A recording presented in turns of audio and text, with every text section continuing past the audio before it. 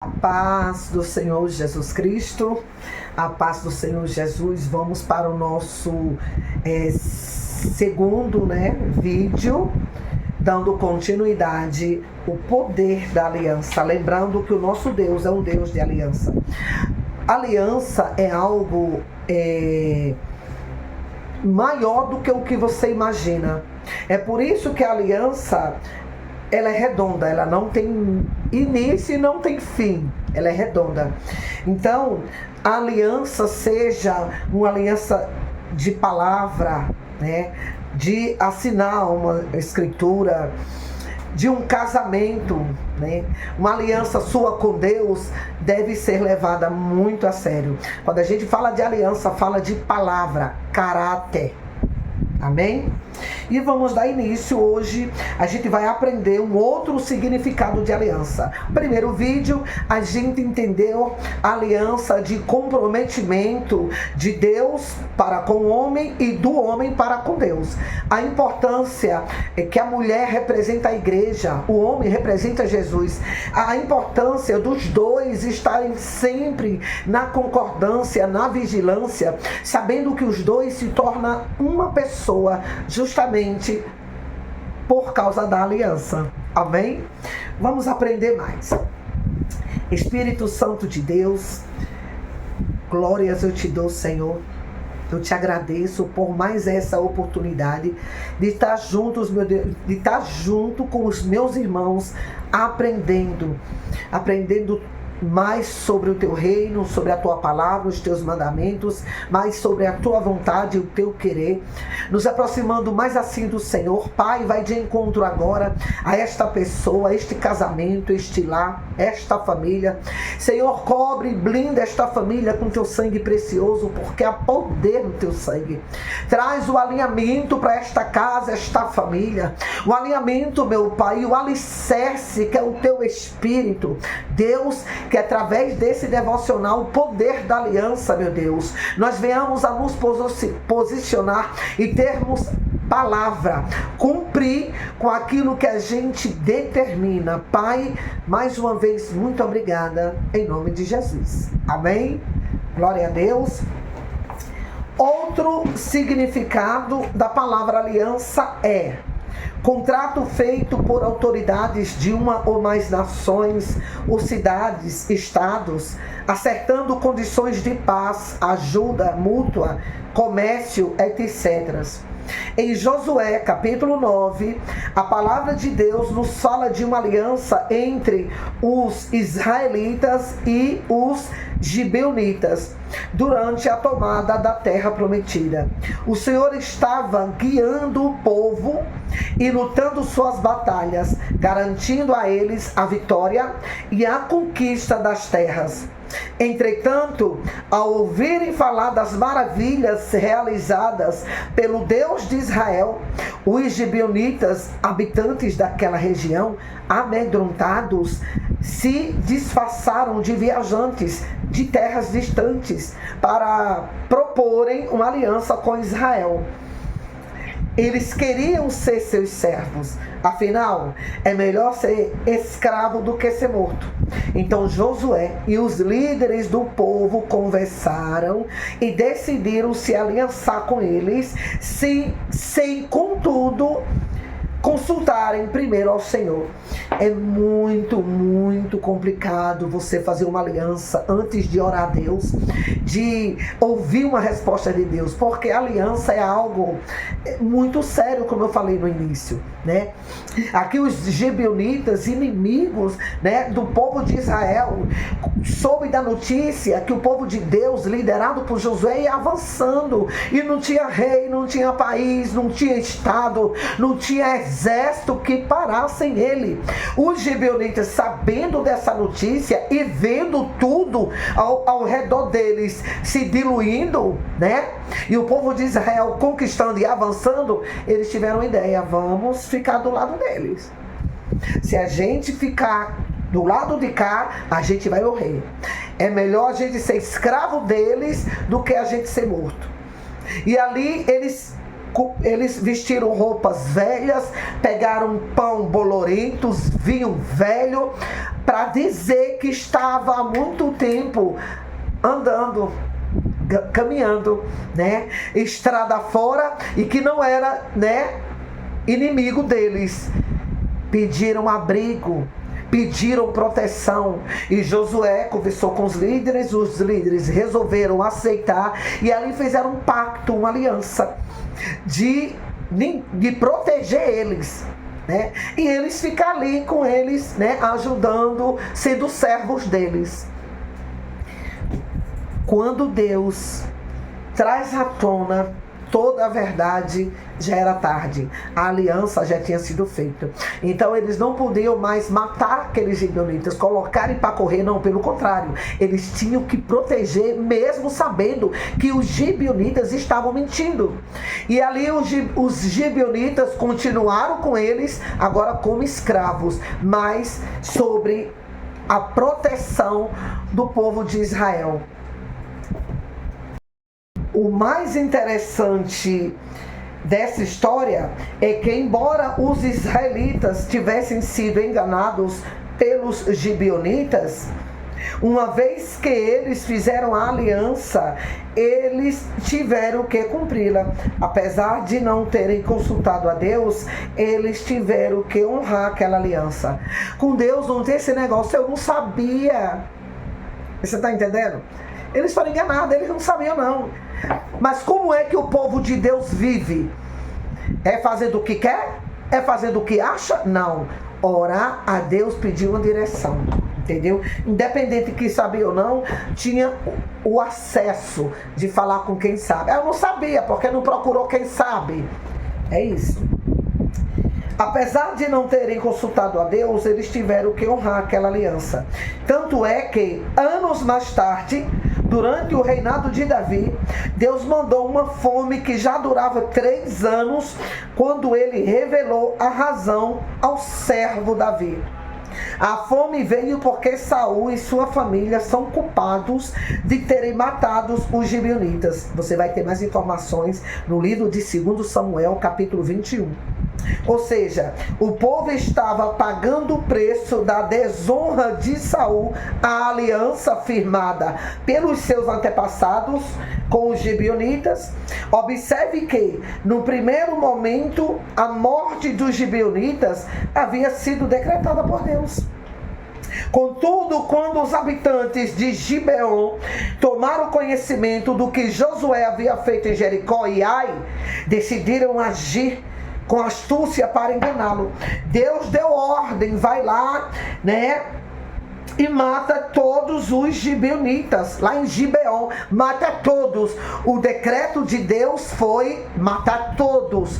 Só que aqueles gibeonitas que foram acolhidos por Josué e toda a liderança e todo o povo, teve uma aliança, teve um compromisso, palavra, ao ponto de anos depois, Saul quebrou essa aliança, matando, fazendo guerra contra os gibeonitas e matando muitos gibeonitas. Aí agora Deus vem ali para cobrar. No livro de Josué, capítulo 9, versículo 3. Embora Israel tenha decidido se aliançar com Gibeon, contrariamente à vontade de Deus, agora Deus mudou seu decreto. Não é que Deus muda, você está entendendo? Deus é onisciente, Deus sabe de tudo. Mas, diante desse cenário, houve uma aliança, houve um pacto. E Deus é um Deus de aliança, entendeu agora?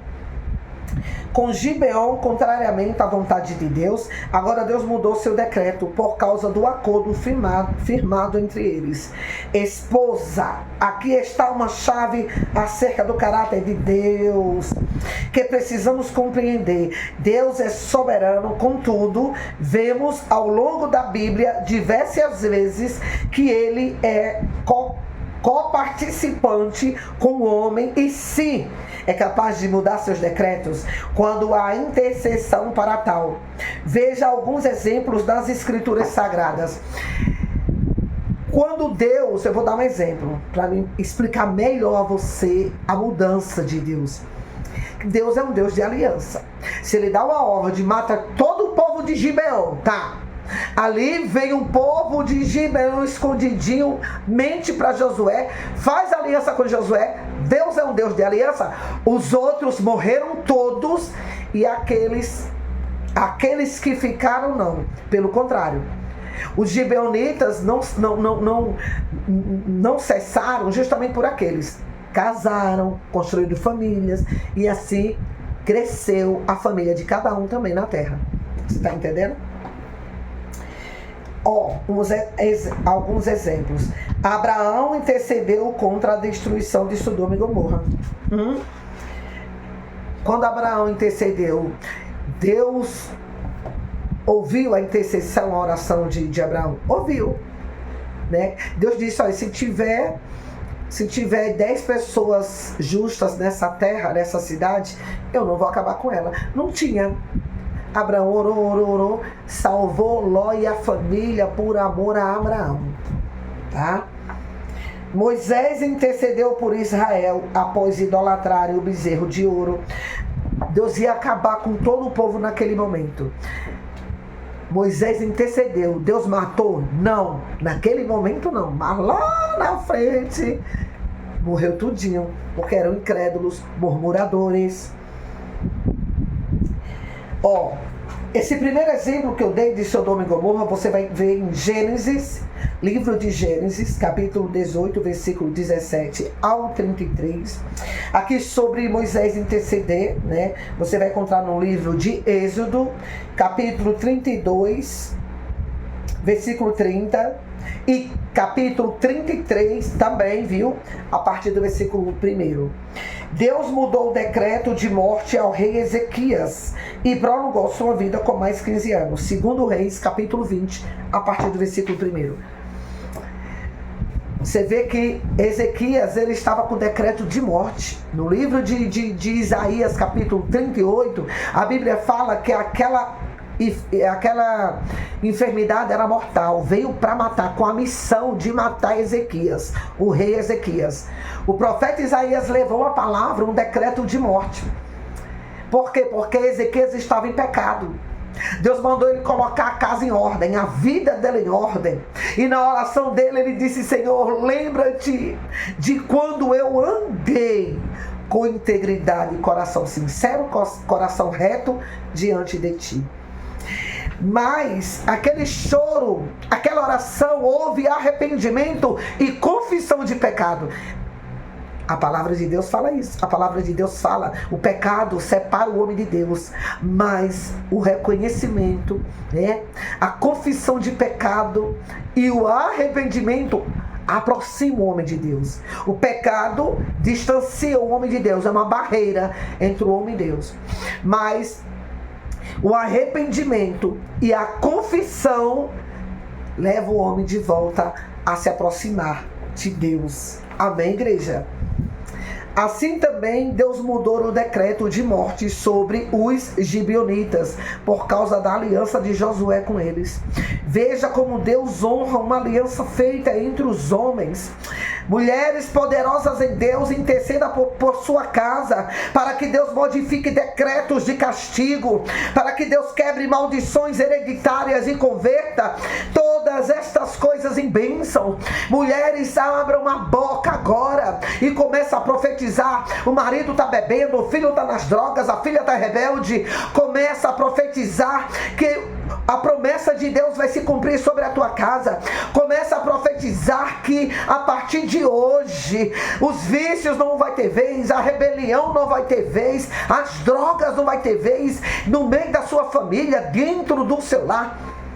Você não pode ficar vendo tudo isso acontecendo, saber a autoridade que Deus já te deu. As ferramentas, está fazendo o que com as ferramentas? Está guardando para quê? É para colocar para fora, é para usá-las em seu favor, em favor da sua casa e de toda a sua família. Em nome de Jesus. Justiça é a base do trono de Deus. Vemos que, por causa da injustiça de Israel contra aquele povo, cuja aliança foi desonrada, Deus mandou juízo sobre seus filhos. Davi então fez um acordo com os gibeonitas e lhes entregar a cabeça de 7 dos filhos de Saul como pagamento pela quebra da aliança. Está no livro de 2 Samuel, capítulo 21. Afinal, na antiga aliança era necessário que sangue inocente fosse derramado para pagar o preço do pecado. Cristo, contudo, é o Cordeiro de Deus, que tira o pecado do mundo. Ele é o sacrifício perfeito. Por isso ele precisou morrer, para que hoje nós, que vivemos na era da nova aliança, não precisemos mais de sacrifícios para compensar o pecado, pois Jesus já pagou por nós naquela cruz do Calvário. Saul desonrou a aliança. Depois de muitos anos, Deus manda fome àquela terra. Muita gente morreu. Presta atenção que a aliança foi do povo de Deus com os inimigos. Não importa, foi aliança. E ali Deus, ou melhor, Deus trazendo fome seca, Davi orou. E Deus disse, há uma aliança quebrada, há um povo sofrendo luto, a dor da perca de familiares, sangue inocente. Esse povo aí que eu devo proteger, que vocês devem proteger, os gibeonitas, porque tem uma aliança com o povo de Israel. E ali Davi disse, eu dou 7 cabeças, 7 vidas, os filhos de Saul, que ainda vive, que eram os filhos de Rispa, com Saul. Agora você presta atenção, naquela época, como eu acabei de falar aqui, o sangue inocente, era necessário um sangue inocente ser derramado, para que aquele pecado fosse apagado. E foi os filhos de Saul que pagou pelo erro dele. Nós estamos falando da antiga aliança. Hoje não precisamos mais disso, porque o Cordeiro de Deus derramou sangue inocente para que hoje eu e você venhamos ter a oportunidade de nos arrependermos e confessarmos os nossos pecados. E aí nós temos acesso ao reino da luz. Nós temos acesso ao próprio Deus. Amém? Há ainda outro significado para a palavra aliança. Trato feito entre pessoas. Observe que o símbolo utilizado para representar uma aliança no matrimônio é um círculo. Isto é, ele não tem fim. Em outras palavras, uma vez estabelecida a aliança matrimonial, deve permanecer até que a morte os separe. Trata-se de um pacto eterno. Assim como a aliança entre Deus e nós é eterna, assim também Deus espera que sejamos fiéis a uma aliança como Ele é fiel. Ele espera que nós venhamos a ser fiel à nossa aliança com o nosso cônjuge, como Deus é fiel, Quando dizemos sim ou assinamos um acordo, o mundo espiritual vê e registra a nossa palavra. No mundo espiritual, tudo é registrado, nada passa despercebido. É por isso que Deus fala que cada um de nós vai dar conta de cada palavra que sair da nossa boca. Quando dizemos sim ou assinamos um acordo, o mundo espiritual vê e registra a nossa palavra. Ainda que aquela aliança tenha sido estabelecida através do engano, não importa. Uma vez que foi feita a aliança, independente que a outra parte enganou, mentiu, é por isso que nós devemos orar, buscar uma direção em Deus. Muitas dores nós passamos, não é nem o diabo e nem Deus, somos nós mesmos. A gente, quando a gente faz algo pelo impulso, pela emoção, e faz do jeito que acha, do jeito que sente, é tudo engano. Ou até mesmo que não conhecêssemos o Senhor, ou fôssemos ignorantes acerca da sua palavra. Nada disso anula a responsabilidade espiritual que assumimos através daquela aliança. Por mais que a pessoa não conheça Cristo, não tenha conhecimento da verdade, fez uma aliança, está feito. Não importa se é de Deus, se é cheio de Jesus, se é cheio do Espírito Santo, se tem uma vida no altar, se não tem. Não importa a religião. Fez um pacto, fez uma aliança com alguém, dependente da vida espiritual dela. Ela é uma pessoa que deve manter a palavra dela. Vale ressaltar que não estamos aqui falando de um casamento abusivo, onde há violência física ou emocional. Afinal, Deus não deseja que uma filha amada e querida do Pai viva sob tais condições.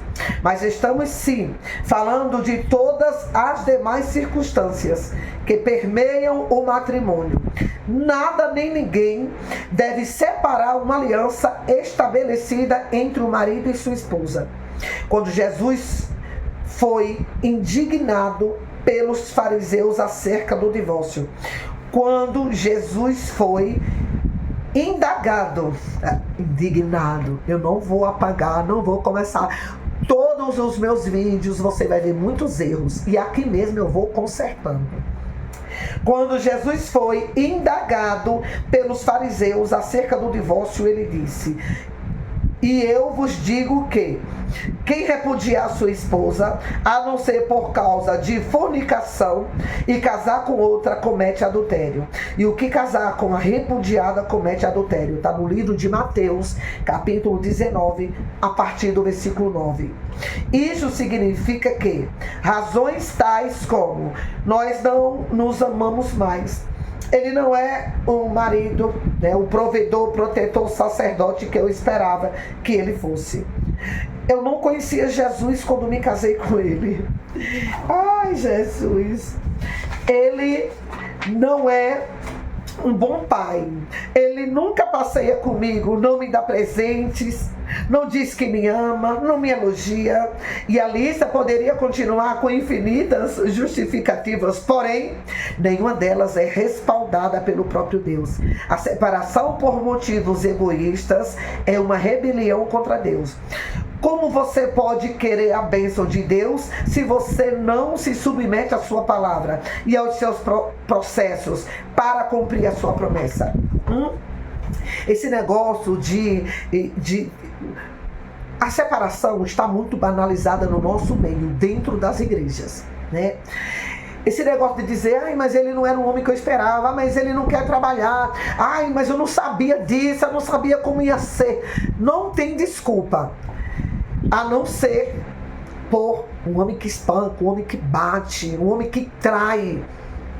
Aí você vai procurar outro tipo de ajuda, como a delegacia, como assistente social e por aí em diante. Fora isso, tudo é válido. Ore para que Deus aquebrante o coração do seu esposo. Ore a Deus, faça propósito para que Deus tire a cegueira dos olhos dele, para tornar ele sensível à voz de Deus, para que ele venha olhar para você e ver que mulher valorosa você é. Tudo é a base da oração. Não tem coração endurecido, não tem homem perverso, homem maligno. O seu marido pode ser bruto, estúpido, mas ele é homem. Todo homem está na palma das mãos de Deus. Você está entendendo? Não há nada impossível para Deus. Ah, pastora, mas ele tem que querer. Quem disse isso? Mulher poderosa. Ore, declare, profetize e creia que através das suas orações, da sua fidelidade a Deus, do seu compromisso com a palavra de Deus, através do amor de Deus por você, Deus alcança seu esposo, seus filhos e toda a sua família. Quando Deus foi tirar ali o trono, 10 partes, né, do trono mesmo, né, eram 12 tribos, 12 cidades do rei Salomão. Deus deixou ele com 2 tribos, né, e deu 10 para Jeroboão, e ainda deixou ele com 2 por amor a Davi.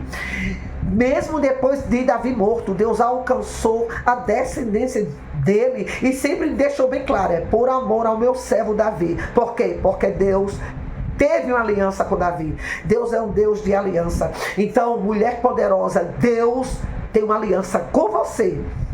E por amor a você, ele alcança o seu esposo, seus filhos, sua descendência e por aí em diante. Amém? Vou terminar esse vídeo aqui, nós vamos passar para o terceiro vídeo. Estou amando esse devocional, aprendendo a importância da aliança, a importância do caráter e da palavra. Amém? Que Deus abençoe sua vida, seu lar, toda a sua família. Até o nosso próximo vídeo. Fiquem todos na paz do Senhor Jesus Cristo. Até o nosso terceiro vídeo.